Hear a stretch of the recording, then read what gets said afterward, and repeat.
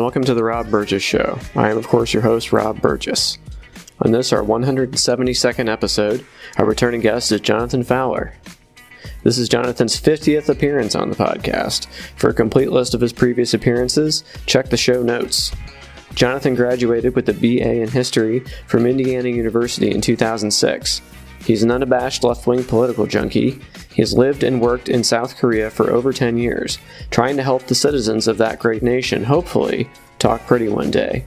And now on to the show. Yeah, how are things back in America? It doesn't look good from what I see on the news. Yeah, it's been quite a time here. So much going on. Not in a good way. Yeah, we were talking about various public events recently, briefly on Facebook there, the Kanye West campaign, the Trump re-elect campaign, and so on. Yeah, where do you want to start first? I don't know. Kanye West might be the fastest. Yeah, there's a lot less to say there. So, just to set this up for people who didn't spend an hour and 20 minutes listening to the, I don't even know how to describe it. It was called a campaign rally, but I'm not sure if that's the right term for it. It's not like any campaign rally I've ever seen. So, an hour and 20 minutes of pure insanity by Kanye West without a microphone, which I would guess I would have thought that somebody that was in the recording arts would be mic'd up at least, but he wasn't. He just got out in front of a group of people and started yelling. He made everyone else be quiet while people were talking. So. Yeah, it's probably to the credit of his career that he didn't have a mic at that moment. Yeah. So, now, and I have to include myself in that list of people who did not watch the entire hour and 20 minutes. I've seen about 2 45-second clips or so of it, and it was enough, I think. I think that's about as much attention as his campaign warrants for me in the 2020 cycle. Yeah, well, I mean, he's on the ballot in Oklahoma. He was going to South Carolina to try to get enough signatures to be on the ballot there. I think he needs 10,000. So... I don't know. You know what? Yeah. South Carolina had better not. I'm not worried about Oklahoma or whatever, but like South Carolina, the state that basically single-handedly, the African American voters of that state basically single-handedly gave us Joe Biden for president.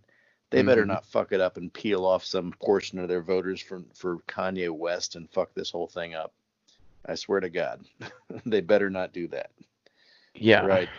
I mean, you guys are the ones. You guys after Super Tuesday and all that. You guys are the ones that gave us the Joe Mentum, right? He turned his ship around down there because one preacher, gave a speech. James do Clark. Do not fuck it up and take like that meme or whatever. The guy's walking down the street with his girlfriend. He's looking back at the other girl. Do not do that for Kanye West. Yeah. So. I don't know. That's what I can say. I know. It's just upsetting because people that went to this were treating it like a joke.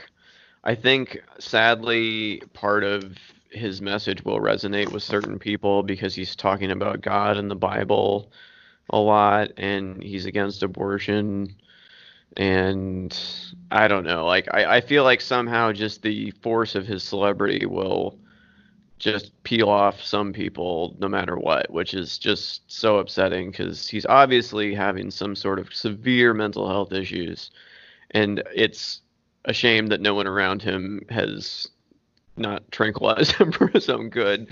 And he needs help. He does not need to be anywhere near electoral politics. So yeah, well, he's hanging out with the Kardashians and in a clan that obsessed with celebrity and attention-seeking behavior. I don't think he's going to find many people, willing to try to counsel him away from this kind of behavior. So, right. I don't know. It's we've obviously gone back and forth on Kanye many times and stuff, and I liked some of his old music. Okay, didn't love Gold Digger. I think a lot of people thought that was the best song. Didn't love that myself, but I liked a lot of his other tracks and stuff. But the past several years I've pretty much tuned him out because I just can't deal with the behavior. So, and Yeah. I know other people say, well, yeah, his behavior's wacky and stuff, but his new music is amazing. And it's like, I don't know. It's always a toss up when you have to separate the artist from the art and everything. And I've come down on different sides on different people, different issues and so forth. Like, Michael Jackson may or may not have done some pretty crazy, horrible stuff, but he's got some good tunes back in the day, and we didn't know back then. It's like, I mean, I don't know. R. Kelly seems to be a deplorable human being, but like, I don't know. We almost made the freaking weekend the national anthem at one point. So, and Chris Brown, like, Kiss Kiss, okay, tune, like it's an amazing song. Not a nice guy. No. I don't know. I mean, even like Billy Corgan lately. Yeah. I grew up on those Smashing Pumpkins. Not wild about the Trump support and whatever the hell the wrestling stuff he's trying to take off with are. So Yeah. I don't know. It's a complicated history of separating the artist from the art. But I know. For some reason, for me with Kanye, I've been able to do it and really not look back. Yeah, and it's been painful because I was a huge fan of Kanye West. I thought his 2009 or 10, whatever it was, album, My Beautiful Dark Twisted Fantasy, I thought that was a stone cold classic. Like, I was like, this is genius. But yeah, you're right. It's difficult to separate the art from the artist sometimes, and I just think sometimes you get to a point where it's like I can't even enjoy the art. Forget like trying to intellectualize it. It's just like it bleeds over too much, and I don't know. For me with Kanye, I think like too much of the art is self-aggrandizing, which is what his primary problem is.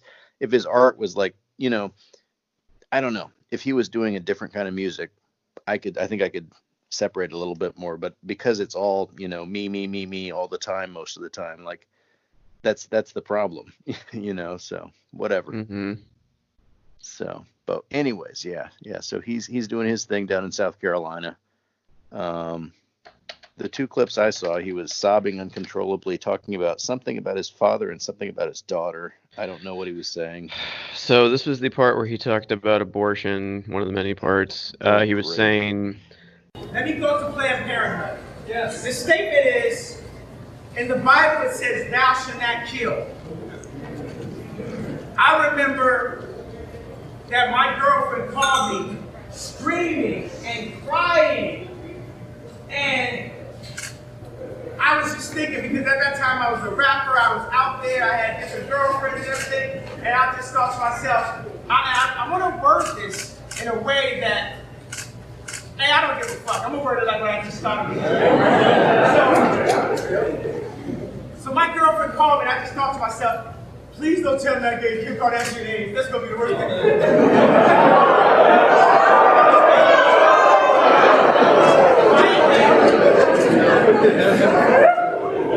And she said, I'm pregnant.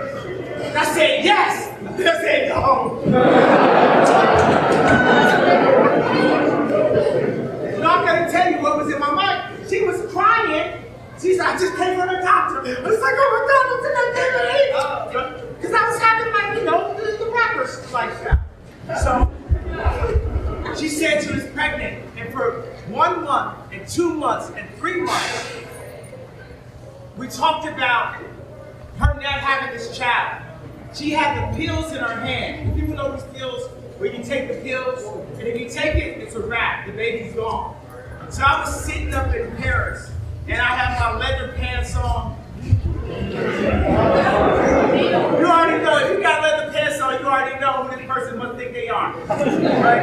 And I'm in the apartment where my wife was actually robbed. And I have my laptop up, and I got all of my creative ideas. I got my shoes, I got my next album cover, I got communities, I got clothes, I got all this. And the screen went black and white. And God said, if you fuck with my vision, I'm gonna fuck with yours.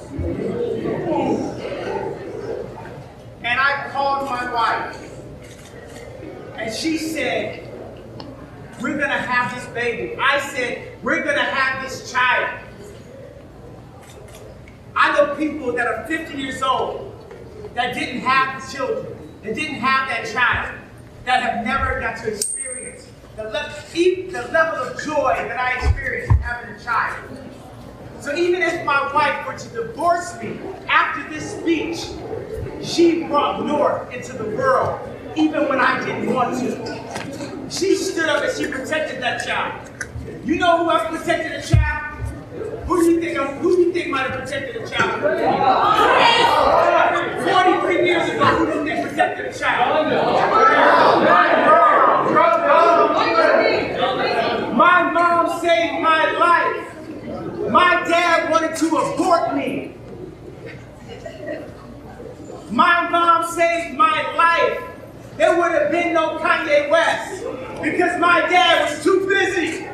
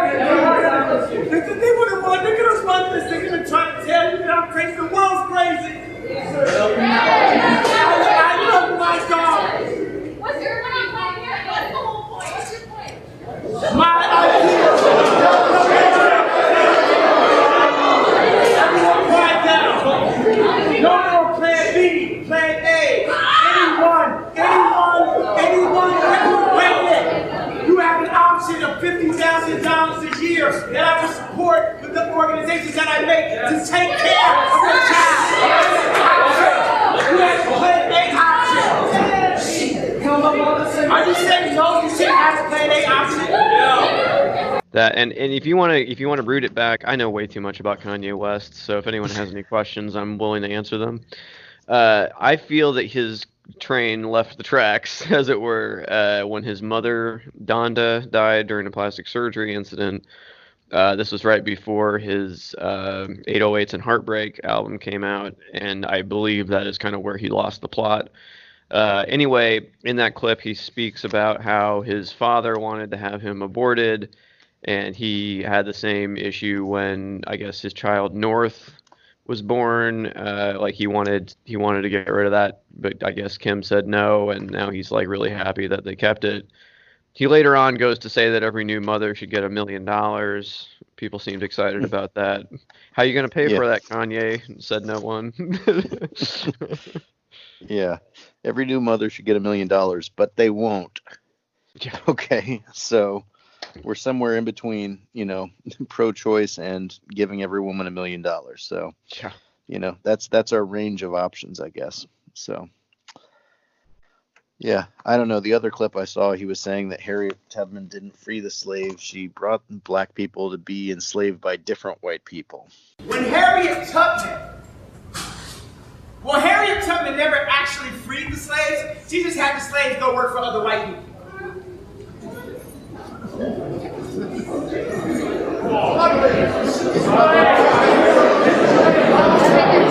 National Basketball Association is not owned by any blacks. Universal Music is not owned by any blacks. Any celebrity that you see talking is not the real power. Because the real power that I am putting my mind on the life today to speak about, you don't see them. You don't see the real power. You don't know who's putting the internet in your school just to track you. You don't know who's targeting you. Black woman in between the ages of 12 to 21 that follows this person in order to buy this product. You don't know who's the head of the boards. In risk or no risk of losing whatever deal possible, I am not on the board at Adidas. I am not on the board at Gap. And that has to change today. Or I walk away. Yeah, that was ignorant.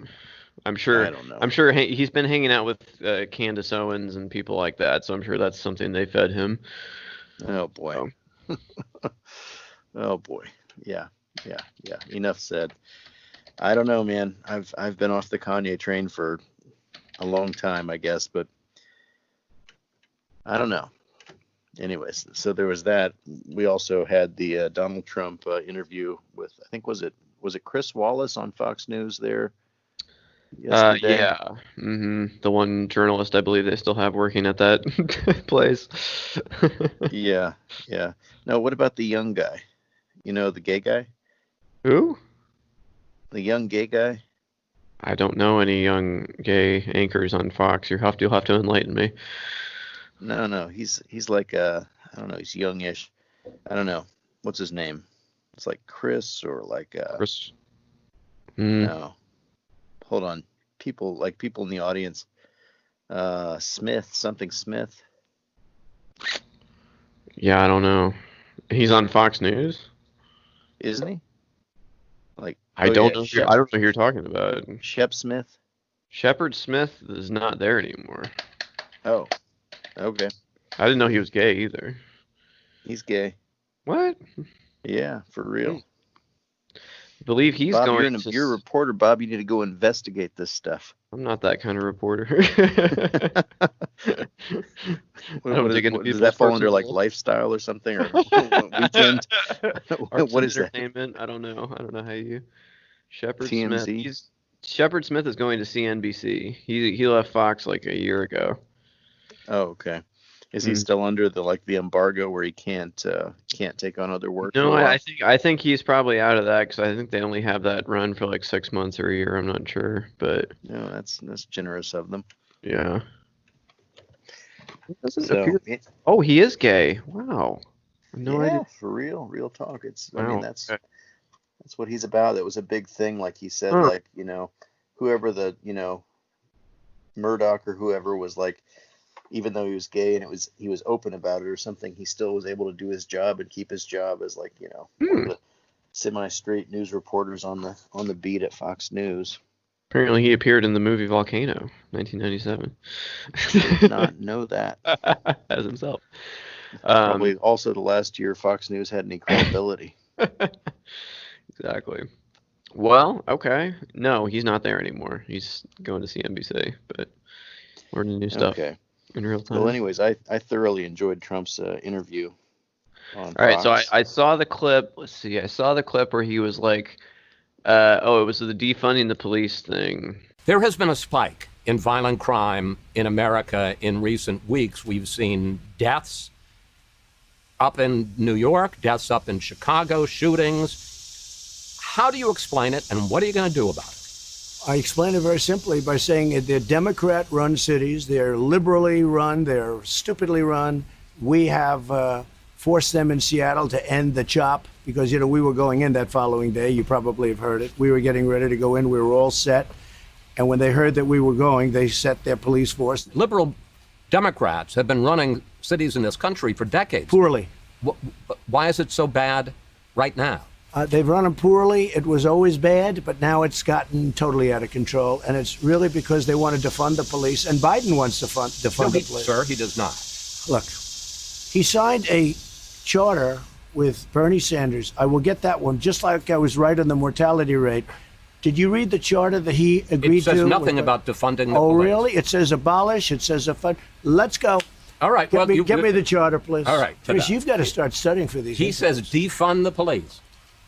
He says defund the police. They talk about abolishing the police. They talk about illegal aliens pouring. I look forward to seeing that. Meanwhile, the George Floyd murder has reignited the issue of racism in policing in this country. I want to give you a couple of statistics. Nationwide, blacks are twice as likely, fewer in absolute numbers, but in terms of per capita, blacks are twice as likely to be shot and killed by police as whites are. In Minneapolis, over the last 5 years, police used force against blacks at a rate 7 times that against whites. Can you understand why blacks would be angry at that? Of course I do. Of course I do. Many whites are killed also. You I have to say understand that. I mean, many whites are killed. I hate the sound, but this is going on for decades. This is going on for a long time, long before I got here. You know, if you look at what's gone on in Portland, those are anarchists, and we've taken a very tough stand. If we didn't take a stand in Portland, you know, we've arrested many of these leaders. If we didn't take that stand, right now you would have a problem like, they were going to lose Portland. So let's see what this says here. Prosecution, sanctuary cities, incentivize illegal alien, expand asylum, abolish immigration detention. No, that's not. Well, no, we'll find it. Okay. This thing is many pages long. End prosecution of illegal border crossers. Support deathly, and these are the worst things. Sir, I'm not disagreeing with you on any of those. I'm disagreeing about defund police. The White House never sent us evidence the Bernie Biden platform calls for defunding or abolishing police because there is none. It calls for increased funding for police departments that meet certain standards. Biden has called for redirecting some police funding for related programs like mental health counseling. And he tried to say that Joe Biden wants to defund the police, which, you know, rightly or wrongly, Joe Biden does not endorse in any way, shape, or form. I don't believe so. And you know, Chris, there were like numerous instances where where Chris Wallace seemed to have the facts, and he's like, he didn't say that, sir. You can't say he said that. And he's like, no, he said that. Hey, Kayleigh McEnany or whoever, go get my notes. Bring me the facts that say that Joe Biden said that. And it said, he starts going through a list. He wants to let the illegals in. He wants to give them tax money. He wants to do this and this and this. And he's like, I may agree with you on all those things, sir, but he did not say that like he wanted to, do this and that or whatever and stuff. And again, Trump just keeps like expounding on different areas and going off in different directions. And, it's just totally insane. Yeah. I mean, there were like at least 5 or 6 laugh points, at least. But so what were some of the other highlights? I saw something about the cognitive test that he had to take. In the Fox poll, they asked people who is more competent, whose mind is sounder.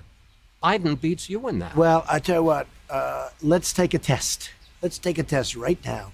Let's go down. Joe and I will take a test. Let him take the same test that I took. Incidentally, I took the test too when I heard that you passed it. Yeah, how did you do it? Well, it's not the hardest test. No, but there's a picture and it says, what's that? And it's an elephant. No. You see, that's all misrepresentation. Well, that's what it was on the web. It's all misrepresentation. Because, yes, the first few questions are easy, but I'll bet you couldn't even answer the last 5 questions. I'll bet you couldn't. They get very hard, the last 5 questions. Well, one of them was count back from 100 by 7. And let me tell you, 93. You couldn't answer. All right, what's the question? Many of the questions. I'd get you the test. I'd like to give it. But I guarantee you that Joe Biden could not answer those questions. Okay? And I answered all 35 questions correct. Yeah, apparently Chris Wallace took the same test that Trump had recommended that everybody go and take online. He's like, people said it was an easy test and that, you shouldn't be so proud of having passed it or something. He's like, no, it was really hard. He's like, yeah, but it's like an elephant and the elephant looks like an elephant and that's not too hard. He's like, yeah, but that was just like the first couple questions. He's like, by the time you get to the final 5 questions, I don't think many people could do it. Joe Biden couldn't do it. Did you do it? And he's like, yeah, I did the one you recommended online. It was pretty easy. He said, count backwards from 100 by 7s. And Trump was like, there's no way Joe Biden could do it. He's like, and at this point, Chris Wallace is going like 93, 86, he's like starting to count down. It was wild. And and from what I understand, I mean, what other president have we ever even heard about this test? Right. Like we never heard about Barack Obama having to be given this test. Right. I mean, I assume if he was given the test, which I'm not even sure he would have been, he passed with flying colors and stuff. And I think it may just be a case where they're giving it to Trump just because they think they know he has dementia or something. And they're like, Yeah, the You fact know, that he's pure being asked to speculation take on it my is part, not but a great sign in the first place, which is, I think, the point maybe he's missing. yeah, yeah. And he's like, the last 5 questions were really hard. I think a lot of people would have trouble with those. And what else did he talk about? Oh, Black Lives Matter. Like Chris Wallace brought up Black Lives Matter. And again, I don't have any notes tonight. I'm just going off of what I watched earlier today. And Chris Wallace says, like, you know, African Americans are twice as likely to be killed by police or shot by police, you know, um, per capita. And Trump was like, yeah, but like a lot of white people get killed too, more in fact. And he's like, yes, but I'm saying per capita. Do you understand like why African Americans would be angry about this? And he's like, oh, I understand. You know, I don't know what he did. He just goes off on a tangent. You know, he throws out the obfuscation, you know, the regular Trump talking points, and he doesn't have anything after that. And you know, there was a lot of follow up to some degree, but you know, it's kind of like riding a Bronco. You know, you're just trying to stay on for a while. So, Oh man. and Chris Wallace kept noting that, you know, Trump would complain it was hot outside, and Hot enough for your hair, Mr. President? It's hot. It's about, well, sort of almost record-breaking You know, stuff. we wanted to do it inside. This was your choice. But I wanted you to sweat a little bit. Well, we both are. Chris Wallace would say, sir, we wanted to do this interview inside the White House, but you insisted that we do it outside. And he's like, I know, but it's just so hot or something. It was like just so weird. It just seems to me that you are very prone to be nice to the Democrats, and maybe I'm wrong about that, Chris, but it's an honor to be with you. It's fine. I love it. I love it that it's close to 100 degrees out Your today. choice again. Yeah, I know. That's okay.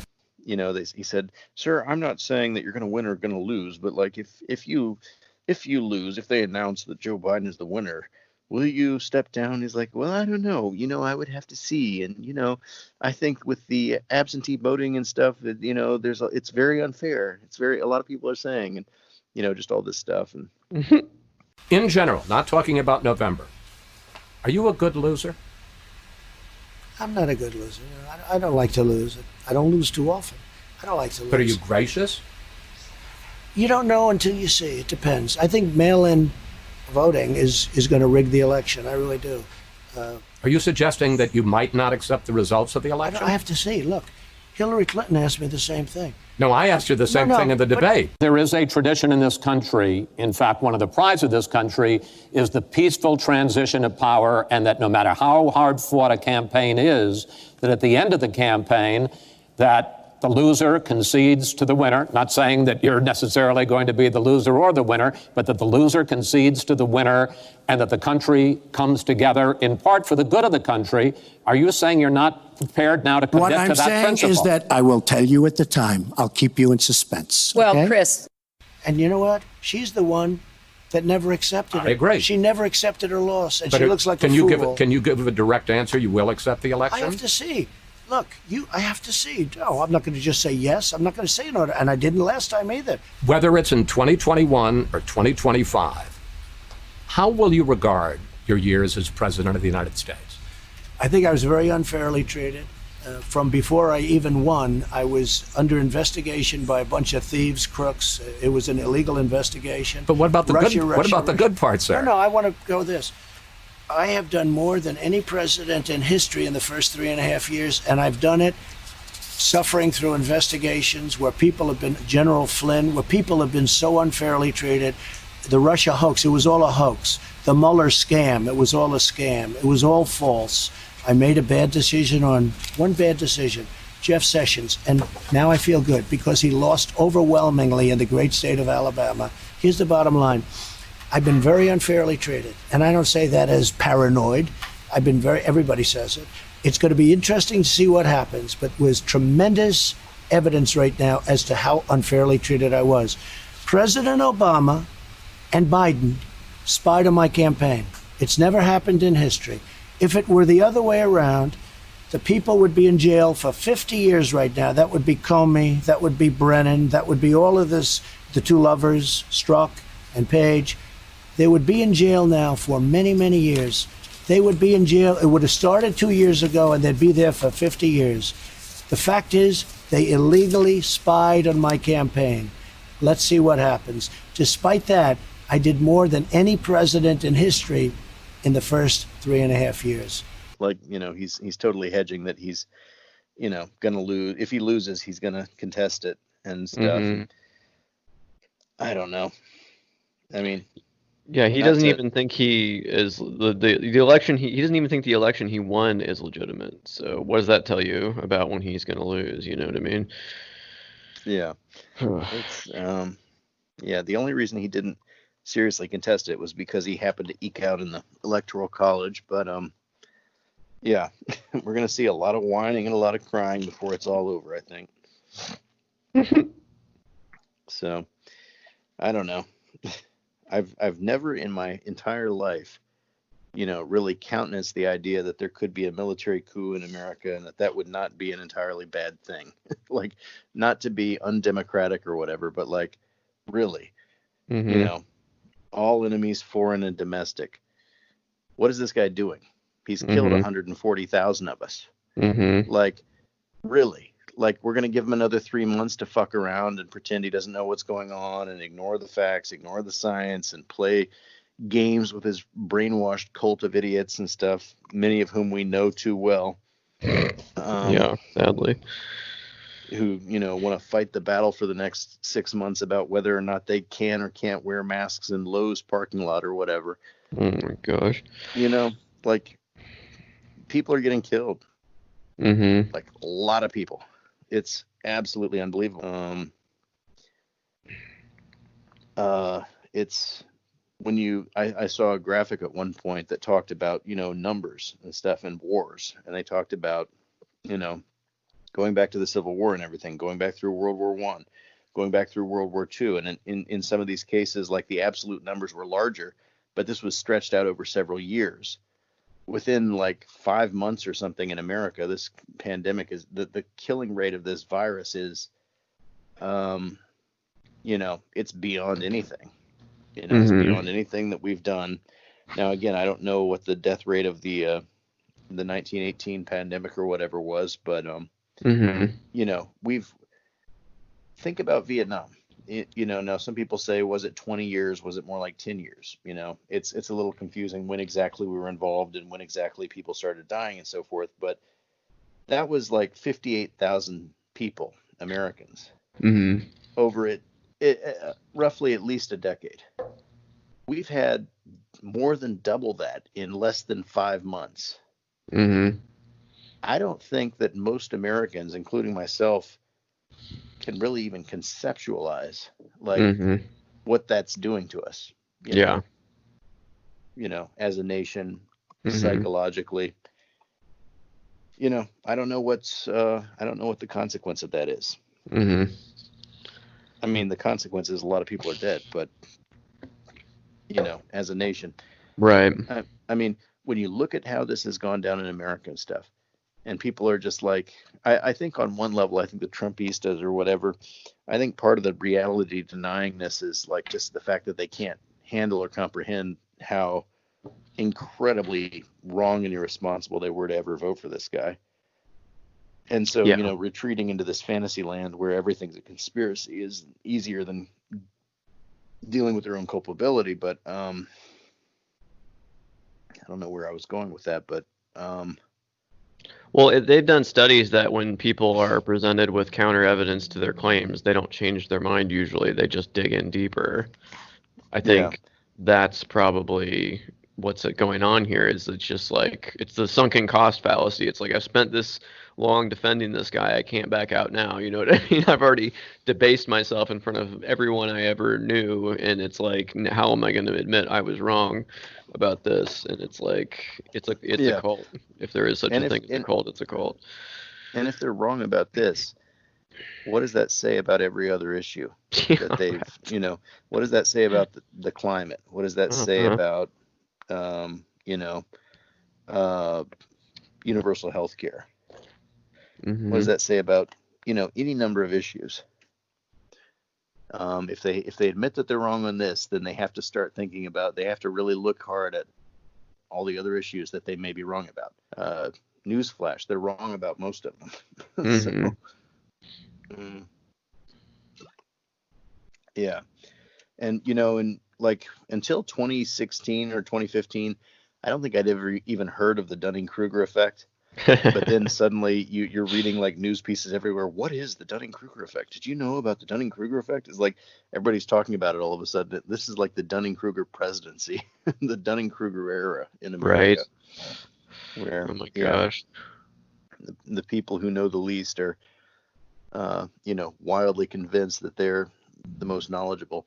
Now we've got, there's some police person or something in New York State or something who's sitting there with a QAnon mug on his desk or something. There's, Michael Flynn, who should be back in jail, out there pledging allegiance to QAnon.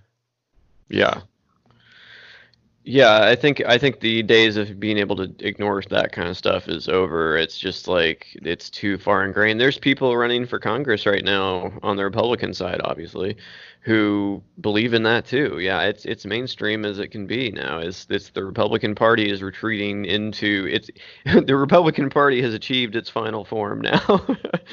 It's like they've been teasing this for 40 years now. Since Nixon's Southern strategy, and it's finally come to fruition. So, yeah. Well, it's I think like, it's such a cliche to say that Donald Trump says the quiet part out loud. It's, such a cliche that I don't even like to repeat it. But I think the thing that's been funny and hilarious about it is not funny, but like, is that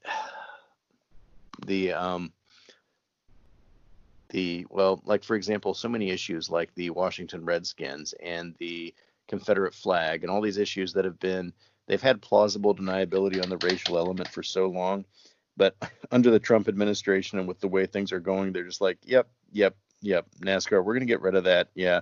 Military is going to get rid of that. You can't show it anymore. Yeah, we don't want to see it. It's not allowed. Yeah, we know what you're really about. We've always known, and now you guys can't even hide it anymore. And it's got to go. And as I think as good as it is that people are starting to get rid of some of these symbols, which are traitorous symbols. I don't know. There's no way around that. They're traitorous. They represent racism in America. You can argue it was an economic question. And what was the economic question? It was largely about slavery in the economy.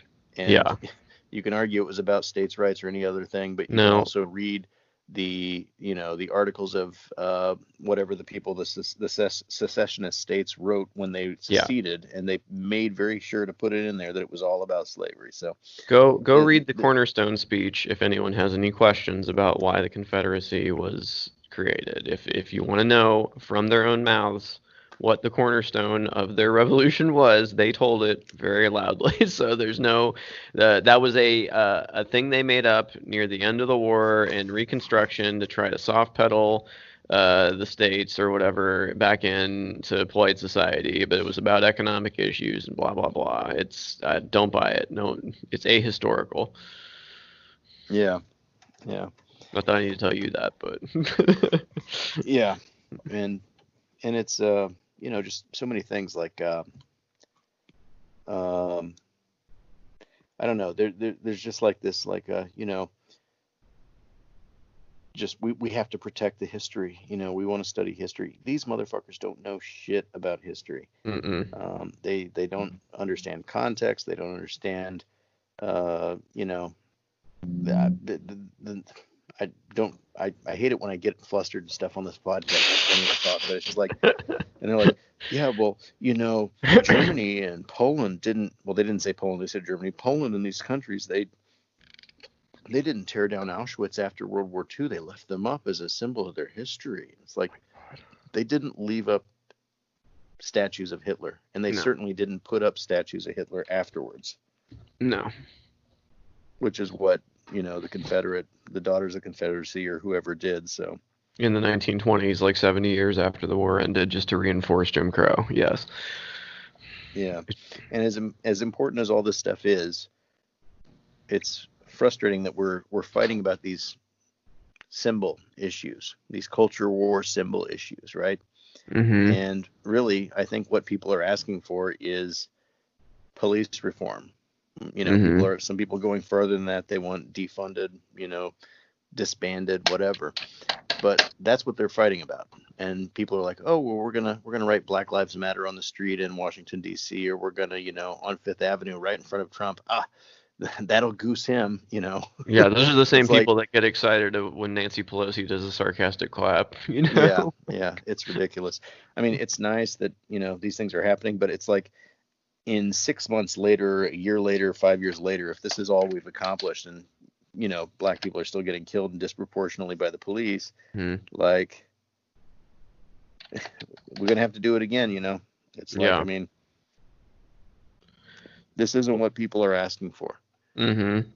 And it was like the other day, I saw that the Marines had finally outlawed the Confederate flag without saying the word Confederacy. By the way, they did that just to not anger Trump or whatever. But it's like, yeah, that's a victory. It's 2020, and this war ended in 1865. How are we just banning these symbols now? Like, who let this go on for this long? I mean, the failure of Reconstruction to completely snuff out the Confederacy is one of our greatest failings as a nation. We should have stomped that into the earth. We should have never let them up again. You know what I mean? We let them off so easy after the war, and we let their symbols rise and their ideology go forward. And it should have just been snuffed out. It should have just been done with. Like, you lost. Sorry.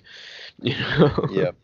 It's like in World War II with the Japanese. It's like, you want to make a conditional surrender? No, it's got to be an unconditional surrender. You got to totally prostrate yourself, and then we'll talk about, what your society is going to look like in the next 50 years. And, it'll come out in some good ways. But yeah, we're not going to play this game where you get to claim some moral victory, or you get to, celebrate the thing the way you want to remember it or whatever. It's like, whatever. But, and I think that's another thing. I think, like, I want Democrats in 2020 here during the campaign. I don't want to fight a million of these culture war fights, because I think that's something that Republicans love to do. I think it's got to be about COVID. I mean, that's the center of everything right now. It's just the mind-numbing incompetence and stupidity and lack of care that this administration has brought to every single issue. And, it's the thing that's killing Americans in huge numbers right now. Yeah. And yeah, I think that's where Democrats win. Definitely. Well, did you listen to David Pakman, right? Yeah. Okay. Yeah, I started listening the other day. He's good.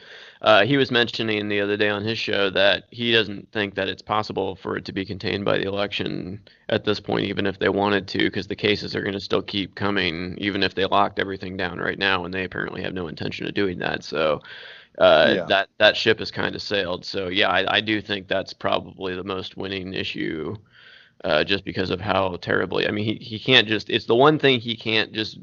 Fake news, you know what I mean? Like, the virus does not care about that. So yeah.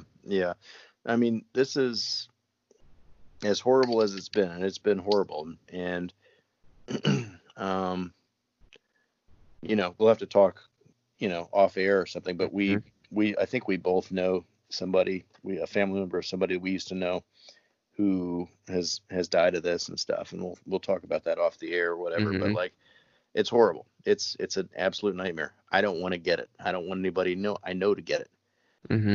But this is what it took. It took an issue that couldn't be, this side says this and that side says that. There couldn't be any equivocation about who was right and who was wrong.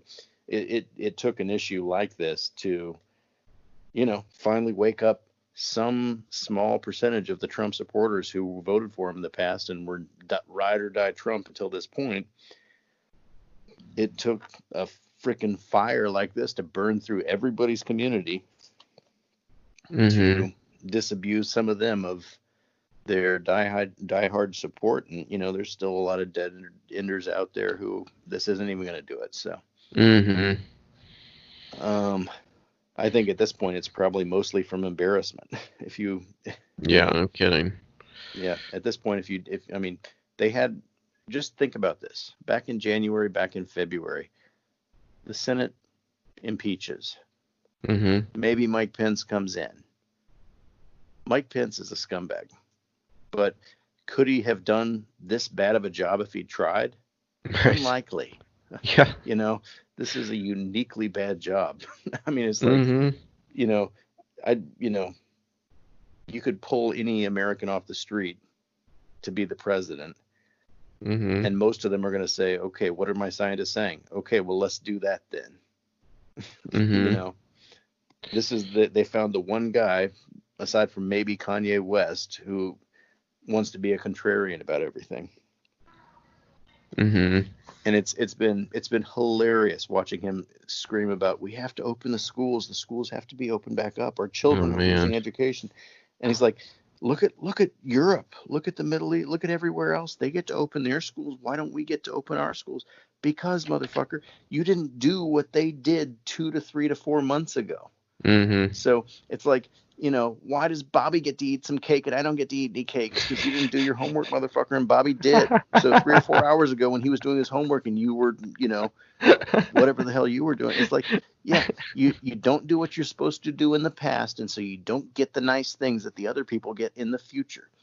And I see, people who I've had respect for in the past sit there and play these games. Oh, when you wear a mask, it locks in the carbon dioxide and it damages your brain. And I printed out this thing I found on Facebook that says I physically Oh. can't wear a mask. So if I go there and they tell me I have to wear a mask, I just show them this, and then they're gonna they have to let me in the store and infect everybody. It's like, guys, there are places outside of America that wear masks where people ask me sometimes, how's Korea? Is everything still shut down? I'm like, what do you mean everything's still shut down? We never shut down over here. I haven't had a day off work this year because of COVID-19. Mm. And we haven't had a case come walking into the Hagwon either. Mm. And a lot of places are like that. Like the movie industry has been hit. Restaurants are down a little bit. I think the economy's not great, but Korean people understand it. They understand so far that's the cost of, minimizing this thing. But if you go out on a Thursday or a Friday night to the nightclub area here, it's wall to wall people. They're not worried about it. They're not sparking clusters in this stuff though. And everybody's basically wearing a mask when they're not eating. When you're outside the house, you wear a mask. I feel naked if I'm outside without a mask these days. Yeah. Do I love teaching in a mask? Don't love it. Not loving it. But, if a doctor can do an 8-hour, surgery in a mask, I think I can teach for 4 or 5 hours in one here or there. So, I don't know. It's bizarre and hilarious and disappointing to watch all these people make all these just absolute shit faith arguments. Mm-hmm. Well, once I'll admit when I first, well, it's only because we were told don't wear masks initially. I was like, well, I don't know. Is a mask really effective? I mean, they're not really. I don't get it. Or I was confused, because we were telling people don't go buy the masks. We need them for the first responders. Blah blah. The fabric ones don't work anyway.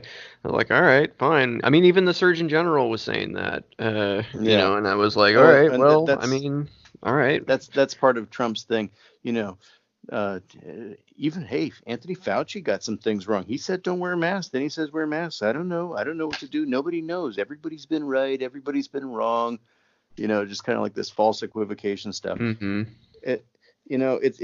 is kind of like how conspiracy theories start. Is what I'm convinced though too, is that when an emergency situation happens, very often the first couple of reports that come out about it are vague, unclear, or wrong. And that doesn't mean that there's a conspiracy and they're just putting their story together and the later ones are false. What that means is that when something starts out, a lot of people don't really know. And they're trying to give the best information they can, and sometimes it's wrong. But people can bitch and moan about the secretary, the whoever told me not to wear a mask at the beginning. It's like, yeah, but we've got, 6 months of empirical evidence in South Korea. Wear the masks. Yeah, Wear like the as soon as I heard that the results were in, I was like, all right, I'll wear a mask, fine, whatever. Like I wasn't like, but my freedom. Like, it's like, Yeah. Yeah. It's bizarre and disappointing. yeah. Well, I mean, part of Sad. it also is the American mentality. Like after 9/11, we were told that the best thing we could do is go out there and shop. Like it's like we don't have any sense of collective, action for a greater good. It's just go about your lives, and that's how you defeat those who want to defeat you, is by living your life to the fullest. And it's like that's the complete opposite of how you deal with a pandemic. It has nothing to do with going out to Walmart, because the terrorists said you couldn't. Like, Yeah. Well, and I think number two, I've seen people make that argument, and like, because like there was somebody arguing on Twitter somewhere, and they said like, well, South Korea is actually a much smaller country, so it makes sense that they don't have as many cases. And I'm like, no, they've got about 55 million people, and America's got 320 or whatever. We're about 6 times larger than they are in a country. They're in the country the size of Indiana. Okay, so their population density is absolute, and like 50% of the country lives in Seoul and the surrounding area.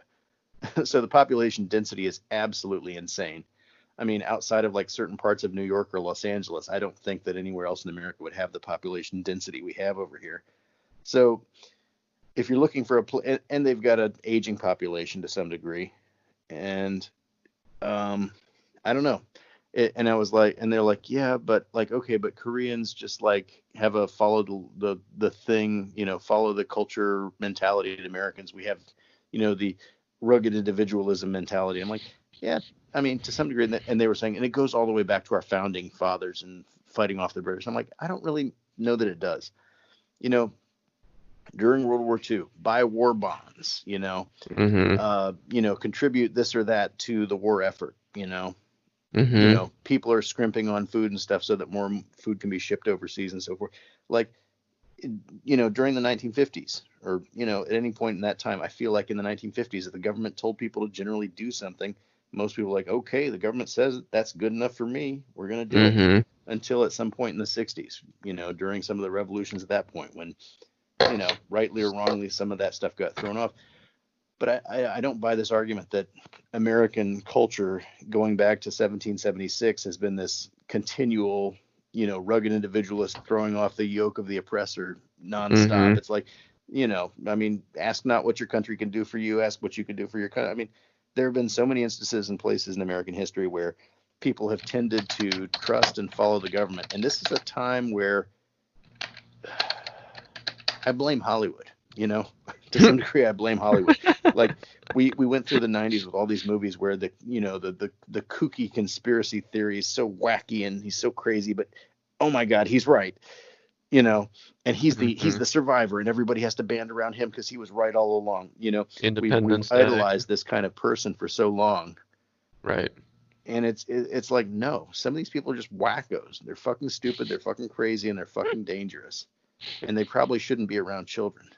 So it's like, so this kind of like the Independence Day guy, Brent Spinner Jeff or whatever. Goldblum. Yeah. Or whoever. Yeah. Like, I mean, like these kind of characters or whatever, we romanticize them or whatever, but it's like, no, this is the inevitable result of that. And I don't think that America's always been like this. No, I shudder to think what had happened during like World War II, and you had to buy like victory bonds and have like a victory garden and give up your, rubber or whatever, like freedom, I can't be bothered. Like, how can we package it like that again? That's cool, Yeah, that could be so effective. So. But I saw a historian on Twitter like counter somebody that was like, "What would George Washington say? Our founding fathers?" And it's like, well, George Washington inoculated his troops against smallpox against their will when he was the commander of the Continental Army, and so we've actually been through this, and it helped win the war. So. Yeah, and they try to, I've even seen some people on the left wing try to say, well, we don't know if Joe Biden would do any better than Trump. It's like, no, we kind of do, I mean, to the degree that under the Obama administration, there was the H1N1 outbreak as well as the Ebola outbreak. Mm-hmm. I mean, that's not a apples for apples comparison, but it's as close as you can hope to get. Mm-hmm. It's good enough. Right. And as I said before, almost anybody would have to do better than Trump has done. So Yeah. Exactly. so don't play these games. I get really tired sometimes of, liberals who want to make the false equivalency that, a corporate Democrat is necessarily just as bad as the most heinous and insane and frothing at the mouth Republican. Mm-hmm. It's a facile argument. Mm-hmm. So Yep. yeah. I've been lately. I've been very frustrated also with certain journalists that I've been reading for a long time. You've been reading for a long time, I imagine. I know I have. As our boy from Russia, you know who I'm talking about, Glenn Rolling Greenwald. Stone. Oh, Matt Taibbi. Yeah, Yeah, he's made some really not great arguments lately, hasn't he? yeah. I thought this guy was a journalistic god back in like 2006 when he was like writing about the Bush administration and stuff. This guy, I mean, he was golden as far as I was concerned. I Mm-hmm. bought his book or whatever, The Insane Clown President or whatever. Mm-hmm. Never finished it because it was kind of disappointing because it was basically just a collection of a whole bunch of articles that he'd already written, kind of compiled together that I'd already read most of. So it's kind of like I'm slogging through it chapter by chapter, like, yep, read this, liked it better when it was on the website. But, but these days he's gone like all in on the, Russia never did nothing to nobody stick, which is, has Yeah, gained him a and Glenn shocking amount Greenwald of- have been a huge disappointment in the last few years, I'll say. Yeah, on that count. yeah, I'm done with them. Yeah. And like there was an interview. He had an interview. I don't know if it was like 6 months or a year ago with Cenk Uygur, the Young Turks, on his Rolling Stone Useful Idiots podcast or whatever. Mm-hmm. And it's mostly pretty good or whatever. But when they get onto the Russia thing, he's like, "Come on, Cenk, you don't really think that he's doing all this kind of like." I mean, he's basically living up to the useful idiot moniker that he's ironically, I assume, Christ in the show. Mm-hmm. And I mean, it's just like, I don't know. You got to watch it. It's maddening. Mm-hmm. He's just sitting there like, I don't know. There's a certain brand of liberal, I think, unfortunately, that thinks that everything America does is terrible, and when other countries do the same stuff, it's not quite as bad for some reason, or that America has the argument goes, well, okay, maybe Russia meddled in our election, but it's not a big deal. They didn't turn the election. Number two, like we've done it too before, so what's the big deal? It's like everybody does it to everybody. It's like, no, it's not acceptable. And when you do it to the number one superpower in the world, this is what you get. Yeah. You get Iranian generals being assassinated in Iraq with no thought of the war to come. You get haphazard negotiation and military brinkmanship with North Korea. You get a pandemic that can't be controlled because the man's an idiot. And he was brought into power by the Russians to some degree because he was an idiot. That's why they wanted him. Yeah. So, and this is these are the global consequences when you do this to it. It's a sad story when it happens to a banana republic somewhere or some country that wants some more labor rights down in Central America. That's a sad story. It's a terrible thing. It's a tragedy. It's a human tragedy at the local level. It does not become a global thing like this. So any kind of false equivalency there, and frankly, if we had, if Guatemala or somebody had wanted to declare war on the United States for meddling or this or that or whatever the situation was, I think that would be the right. I mean, it's like, I think, people have a right to respond. It's not like, because we did it to them is not to say that it was right and they shouldn't be mad about it. But because we did it to some other places, maybe doesn't mean that we absolve all responsibility or right to respond when Russia does it. Mm-hmm. So I don't know. I think we need a president who can handle Vladimir Putin. We've had, I don't know. We've had Bush who couldn't do it, Obama who tried and failed to do it, I mean, Bush, Donald who Trump looked in who his never eyes even and saw a intended good to do man. it. Yeah. I'll answer the question. I looked the man in the eye. I found him to be very straightforward and trustworthy. We had a very good dialogue. I was able to get a sense of his soul. He's a man deeply committed to his country and the best interests of his country. And I appreciated so very much the frank dialogue. There was no kind of diplomatic chit-chat trying to throw each other off balance. There was a straightforward dialogue, and that's the beginning of a very constructive relationship. I wouldn't have invited him to my ranch if I didn't trust him. It's not popular to say on the left wing these days, but I think we need a hawk. We need a Russia hawk on the left wing. That's liberal sacrilege, but it's like. Oh no! I mean, in retrospect, remember when Obama made fun of Mitt Romney for focusing on Russia? Like, Governor Romney, I'm glad that you recognize that Al Qaeda is a threat, because a few months ago, when you were asked what's the biggest geopolitical threat facing America, you said Russia, not Al Qaeda. You said Russia. In the 1980s are now calling to ask for their foreign policy back because the Cold War has been over for 20 years. But Governor, when it comes to our foreign policy, you seem to want to import the foreign policies of the 1980s, just like the social policies of the 1950s and the economic policies of the 1920s. that didn't age very well, did it? No. Yeah. Mittens is Mittens. yeah. Old If he Mittens. wasn't complaining about the 34%, the 43% or whatever he was complaining about back in 47. 20, Yeah. his star is rising. So yeah, what else is going on these days? Oh gosh. Well, virus, election. I don't know. It's just such a it's a I swirl. guess yeah. George Oh, and Kellyanne Conway finally got their daughter off Twitter, it sounded like. Yeah, I managed to follow her before she got locked down, but now I guess she's gone. So. Yeah. I don't know. That was a weird situation. Like I don't know.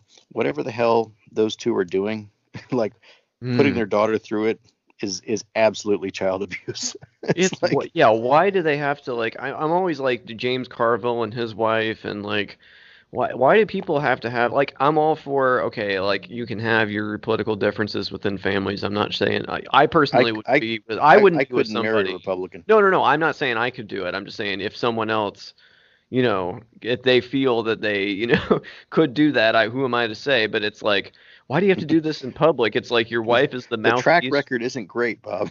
No, I The know. track record isn't, even the people who think they could do it. Ugh, It I doesn't know. have a winning record here, I don't think. But it's like I disrespect her so much, Kellyanne, and I respect George Conway's views, but like at the same time, every time he talks, and I'm like, you tell your wife, why are you telling me? Like go home and tell your wife or something. Like you're a great Trump critic. I appreciate what we're doing with Project Lincoln or whatever, but like. Have this fight at home out of public view. I don't need to know any of this. I can understand it though, because like to some degree, I can understand it in that, we can talk politics and stuff, and I'll talk politics with somebody that I don't really give a shit about, who is, who I disagree with. But in the family, at the end of the day, theoretically, these are the people who are supposed to, I don't know what they're supposed to. They're supposed to, sort of always be there or something. I don't know how you come back from something like this, but it's like, I can understand. You can talk politics with people all day. With the people closest to you, you may want to keep your cards a little bit closer to your vest. But to be playing out this psycho melodrama with your wife publicly, with your daughter who's like social media savvy or whatever and stuff, and she's stuck in the middle of this crazy shit, and she has an opinion too, as is her right. Yeah. And I can understand it, like, yeah, she's trying to make a profile for herself. She's 15 years old. There's a lot of people out there with maybe not the best intentions or whatever. So I understand it, but it's like you guys put her in this situation. Yeah. Well, in 3 years, when you're a legal adult, Claudia, come on the Rob Burgess Show and tell us what happened behind closed doors. I'll respect your family's privacy while you're still a juvenile, but once you're a legal adult, you'd better be coming on there and tell us what's up. Jeez, Bob, I don't know. That's a borderline statement. Not in any kind of creepy way, but Girl, when you turn 18, all right, fine, edit. We're gonna talk about politics. No, but he like had something where it's like, don't contact my daughter, and it's like, okay, I respect that. Journalists probably shouldn't be reaching out at this point. She's a minor or whatever. I'll respect your family's privacy, but for now, I do think it's in the American people's, I don't know, right to know what the fuck is going on inside that family, though. You're making us all know. I mean, yeah. Your mom is the mouthpiece for this guy, so it's like, yeah. Yeah. I don't know. Are they still together, or did they divorce now? I believe they're still together, as far as I know. I mean, I think maybe I don't know what the inner workings of their marriage is, but as far as I know, they're still together. So, yeah, I'll be fascinated to see how that lands at the end. Yeah, my money is actually on her being anonymous. The New York Times writer that then wrote that book. Not enough.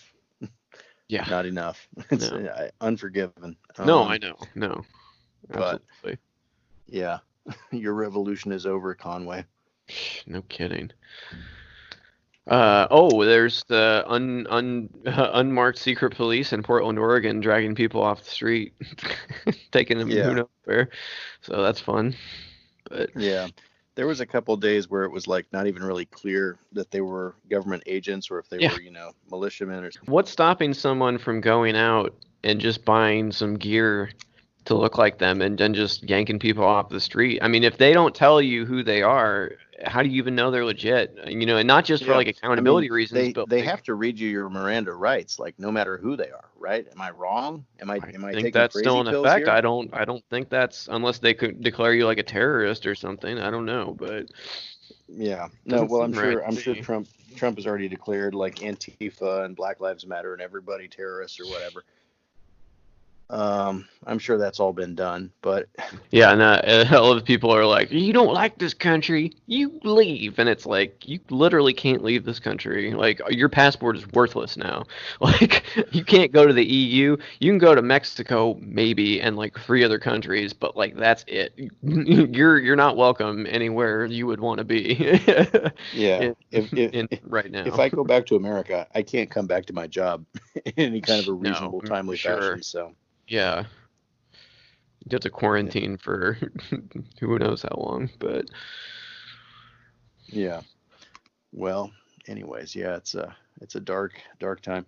I think this is like more than any other time in my life. This is a time where I wish I had a time machine. I could just take the headlines and stuff from today, go back to 2015, 2016 and show people like 140,000 Americans dead. Trump says no masks during the pandemic. It's like, people be like, come on, this can't be real. I'm like, no, this is what happens if you vote for Trump. It's like, things that were unimaginable and yet predictable. I mean, we knew that Donald Trump was going to face a serious challenge. I thought it was going to be more of a war kind of international relations thing. Mm-hmm. And he's been lucky on that front. But this is it. And he got this. This is what he got. And it really makes you think about like stuff that we could have shrugged off. If Americans are just like so, I don't know what the word for it is. Just incapable of grappling with this amount of death. It's like, why do we freak out over 9/11? Mm-hmm. Because it was dramatic. It happened all at once. That was small potatoes. Yeah, but there was fire and explosions, and you know what I mean? It was all this stuff is taking place out of the view of cameras. I think that's part of the problem. There's no, the Vietnam War, they say, there was public sentiment turned when you saw the caskets coming back, the news cameras showing that, Walter Cronkite and all that. We don't have that. This is all happening behind closed doors. The refrigerated trucks parking behind the hospitals are not being shown, the way that they are now. Yeah. But Yeah, it's, we we may be a stronger country than we ever realized before, but part of it is because we're so stupid. It's like we don't even really know what's happening to us, and so we're kind of unfazed by something that is actually catastrophic, potentially society ending. And we're just kind of stumbling through it like, I don't want to wear a mask. yeah. I don't know. Anyways, I got to start thinking about hitting the hay over here. I got to work tomorrow morning and stuff. Yeah. But yeah, there's a lot of stuff going on. America is not all good right now. And yeah, I don't know. Yeah, 100 days till the election, so, or thereabouts. Yeah. Yeah. I wonder how many more people Trump can kill in the next three and a change months here. Yeah, well. 5 and change when we think about the actual inauguration. Oh, I know, and that's the thing too. He has that window. It's not going to be out on the day after the election. He's got November, he's got December, he's got January. It's like, what can happen in that time? It's dangerous. Yeah. Yeah. Yep. Anyway. It's getting bad. Good talk, show. Yeah. Yeah, for sure. Some Monday motivation for our listeners. Yeah. Sorry, we kind of went to a very dark place there, I think. But okay, it's a very dark way. time. It's an incredibly dark time. I think, like, I don't know. I hope 5 years we can look back at this time and, well, I don't know what the proper reaction would even be. Not laugh, but I don't think we're ever really gonna. I don't know. I think it's gonna be confusing because I think some of the crazy shit that Trumpistas are saying on TV and stuff will be funny, but when you put that side by side with the death toll, it's you can't laugh really. I know. And it's like they have to, like, every single person has to be affected by this on their side for them to realize. It's like, do you ever see those, like, progressions of, like, people who are like, this is all a hoax, and then, like, 2 days later on Facebook, it's like, got that COVID, I feel sick, and then it's like 2 days later, it's like obituary, and it's like, this is gonna have to happen to, like, every one of you to, like, figure this out, like, personally. Wasn't there somebody down in, like, Georgia or somewhere, Florida or something, who was, like, saying something about the masks, and then, like, the next day is like, oh, my 15-year-old son got it, and then, oh, I'm deleting my Twitter or whatever. Yeah. No, there's been several cases I've seen of that very thing, so it's pretty depressing. So. Yeah. All right. Well, any good note we can end on, Bob? I feel like we should give people a little music. You've been listening to music, Shaw? No. No music during the start. Too dark. The only music I listen to is Slipknot, and my heartbeat. And the screams of my enemies. No, that's Trevor Wallace. He's a pretty funny comedian on Facebook and stuff. He's got this Bang energy drink commercial. It's pretty funny, but he's like, I don't know. He's pretty great. That's a line from him. What music have I been listening to? I have been listening to music, I guess.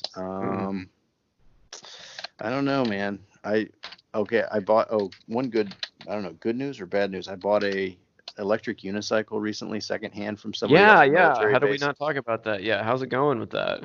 Oh man, I had a horrible wipeout 2 weeks ago, and I'm torn up and shit. Yeah. Like I'm missing skin on my right elbow, my left knee, my shoulder got bumped up, my right hip got screwed up. Apparently. See, the thing is, I'm trying to learn how to ride the thing by myself, okay? Like, I don't got anybody out here else who does it to teach me and shit, and this thing is not easy. This thing's not quite like riding a bicycle. Mm-hmm. So I had ridden 2 subway stops up the street to eat at Outback Steakhouse like 3 weeks ago. And so then 2 weeks ago, I was going to do the same thing. And I'm getting more confident and stuff. This time I didn't wear my protective gear because I'm doing pretty good. I haven't fallen off the thing. When I do fall off, it's kind of like I land on my feet. I just kind of jump off and I'm okay. Mm-hmm. But so I was going up the street and I had just gone down to cross the street and I'd come back up and I was on the pavement on the sidewalk again. There was this long straight stretch ahead of me. So I started leaning forward to get up speed and stuff. And I hit the max speed. And the thing is with these things, when you hit the max speed, they're going max speed to stay under you. They want to keep you balanced and stuff. So when you hit the max speed and you're leaning forward, they can't stay underneath you anymore. So they catapult your ass forward. So I hit the ground and rolled and slid and rolled and slid some more. Yeah, so I'm giving that thing a damn break. Wow. Well, I actually saw one of those a couple of years ago. I was at the University of Champaign, Illinois, for Ebert Fest, and I was just walking across the campus to get to the next screening, and this guy passed me on one of those, and what? Did you just come out of like a time portal, like from the future? Like, where did you get that thing? I know people ask me like, Cha, why didn't you buy like a 2-wheel one, or why didn't you buy one with the handlebars, or why didn't you buy one where you kind of stand on it sideways, just go forward like a kick scooter? I'm like, because it's not fucking cool. This one is like sci-fi level shit. It's like, It really is. You're just zipping around. You lean your feet forward, you go forward. You lean your feet back, you stop, and then you go back. This is like, it's very intuitive. It's like it's part of your body when you get good at it. But it's a very steep learning curve. Let's just say that. So, but well, you're gonna have to a, get your GoPro out and redo your YouTube channel once you get this healed up. I And know back that was one of the biggest knocks against my old YouTube channel, was that a GoPro was about 5 times more exciting than my life at the time. But with this thing, I don't know. We're approaching parity, I think. So yeah. But I don't know. I'll have to figure it out again. Have to find the GoPro. Have to charge the GoPro. Have to probably buy new memory sticks for the GoPro. Have to figure out how to upload, download, video edit, which is not my forte, at least on the software I was trying to use a couple of years ago. But it would probably be a lot cooler with this thing. This thing is pretty cool in a way. Yeah, maybe you get on TikTok. No, I'm not fucking with that Chinese shit. Yeah, I don't blame you. Yeah, I hear if you use TikTok, sometimes you get COVID. I'm just kidding, but like, no, I don't trust the Chinese government right now. I think I was sort of recently low key targeted by some sort of a sellout of Hong Kong or something that was like, there's on this dating app, on a couple of dating apps, I started getting a lot of matches all of a sudden, which hadn't been happening so much until then. So it has to be a Chinese conspiracy. Well, no, like when I'd get them off the app and stuff and get them onto other apps to contact them and, talk about whatever, suddenly they're like, oh, I'm not actually in Korea, even though the location distance said they were in Korea. And then, oh, I'm in Singapore. Oh, I just looked up your cell phone number you gave me. You're in Hong Kong. Why are you telling me you're in Singapore? Oh, well, yeah, I'm Chinese. I'm in Hong Kong. Oh, okay. Oh, now there's 6 or 7 different people of you. They're all from Hong Kong. What the fuck? What's going on? No. Block, report, etc.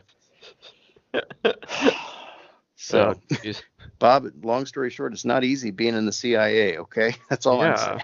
Apparently. I know. So, yeah. So anyways, I guess that's our note of hope, I suppose. If my blistering healing wounds on my appendages and limbs here are good news, I don't know. That reminds me of a movie that Ash and I just watched the other night. It was a Richard Linklater movie from last year I hadn't heard of before, called Where'd You Go, Bernadette? It's really good. Anyway, there's a plot point in there where this woman has like a virtual personal assistant who's supposed to be like somebody in India that like does all her scheduling and her whatever. Anyway, she's talking to it with her voice to text thing and sending it emails and asking it to like order stuff for her. Anyway, at the end of the movie, it turns out, spoiler alert, it's actually Russian mafia people that are trying to steal her identity, and they have all her personal information from being her personal assistant. And anyway, but the part that reminded me of it is like, for like the couple months of the plot of this movie, they have to actually be her personal assistant as they're stealing all of her information. So they are like ordering her like fishing vests and like all this other stuff while they like gather her information. It's like, that's the drudgery of like identity theft they don't tell you about, is the part where you actually be the personal assistant for somebody while they're hoovering up all your data. So Yeah, I haven't heard about that. There's a good one. Richard Linklater, wasn't he the guy who was fucking with Alex Jones back in the day, or is that? Hold on. Alex Jones was in 2 of his movies, Scanner Darkly and Waking Life, both of which were rotoscoped movies. Yeah. Yeah. Not loving it. Not a good look in retrospect. I don't know if he still is associated with him or what their relationship was, but I know they're both from Austin, or they're based in Austin, Texas, so maybe that had something to do with it, but Yeah, Scanner Darkly was a brilliant movie based on a brilliant book that I read back in college too, and that was I loved it, but yeah, you know, those guys, Joe Rogan, all these people, man, they, you know, they did not platform a worthy person, I think we could say. Yeah, I know. I'm sort of souring on that whole intellectual dark web cadre of people personally. Sam Harris is getting the latest one to be getting on my nerves. With this, Sam Harris he's been bugging the shit out of me for like over a year. Yeah, like, he had a I ridiculous mean, the only people he wants to talk to now are George people who Floyd are gonna like, yeah, who are gonna like. He always turns the conversation. Okay, like when I first listened to the first episode of his podcast I listened to was about the Heaven's Gate death cult that killed themselves while I was on vacation in Costa Rica back in middle school. And I happened to like read a shockingly scary article about them on the way back to America or something, which was like, you know, they've got all these pictures of bodies with frickin' purple Nikes and shit next to them. Is fucking creepy. Okay. And listening to his podcast about them was horrifying and fascinating. Yeah. And now the guy's like, don't you think cancel culture has gone too far? I mean, don't you think like the liberals are just as bad as Donald Trump these days? And gosh, you know, when they even come after a nice liberal like me, oh gosh. Yeah. It's like, dude, I know. Get out of your own ass at a certain point. I know. Like have some people that would genuinely good faith disagree with you on your show. Like, for once. Like, don't just have ridiculous people that you can easily flip on their heads, you know, like get a heavyweight in there and see if you can go a few rounds with them, because I haven't seen it, you know, haven't seen your ideas tested in the marketplace or whatever like that. Anyways, Bob, I got to get to bed here and stuff, so yeah, I suppose I should work. What is this? Oh yeah, right. Yeah, I guess. But I guess we're doing the real work here, Chad. Yeah, this isn't the 9 to 5, I guess, but yeah, something else. All right. Well, yeah, let's do this again soon. We're getting up towards the election. I imagine we'll have some. Well, I have no idea if we're going to have debates or not. I think they're gonna do something. I mean, honestly, I think, you know, as much as I love watching debates, I almost think Biden might be better just skipping the debates. Like, I feel like the letting Trump speak without any opposition strategy is actually working quite well. So, like, I just say let him go. You know, like, even if it looks bad, don't think debate if Biden comes out of the hole and sees his shadow, we're gonna have 6 more weeks of Trump. So nice. Yeah. I think he's better off just to not do that, maybe. But yeah, theoretically, if we ever have debates again, you know, that would be something that would be within our wheelhouse. So yeah, well, I finally cleared the backlog of the the primary ones. So. Bob, I heard some of those. I was like, damn, this is like 4 months ago or something. It's like, no, but it was we were going to get this out before the primary. Where's the audio drops, Bob? I know, right? No, I mean, it's good. They're still like 2 hours long already without them, so it's still. Yeah, cool, I can't imagine how long those would have been with any extras. So.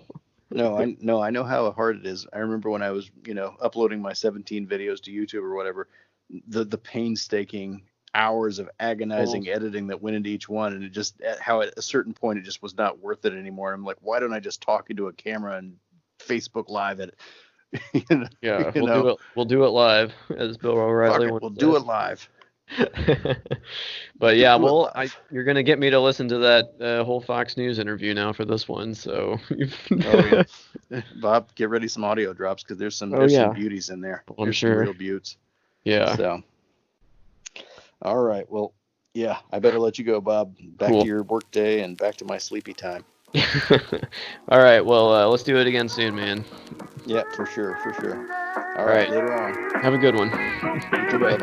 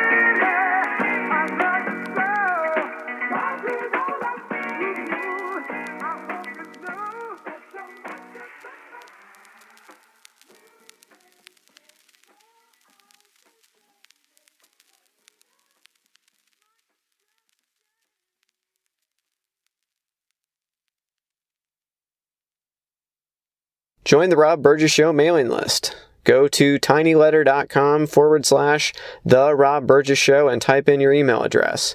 Then respond to the automatic message.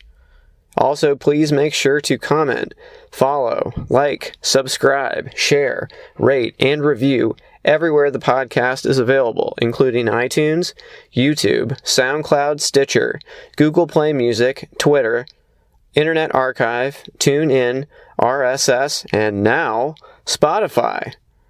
The official website for the podcast is www.therobburgessshow.com. You can find out more about me by visiting my website, www.thisburgess.com. If you have something to say, record a voice memo on your smartphone and send it to therobburgessshow@gmail.com. Include voice memo in the subject line of the email. Also, if you want to call or text the show for any reason, the number is 317-674-3547. Until next time.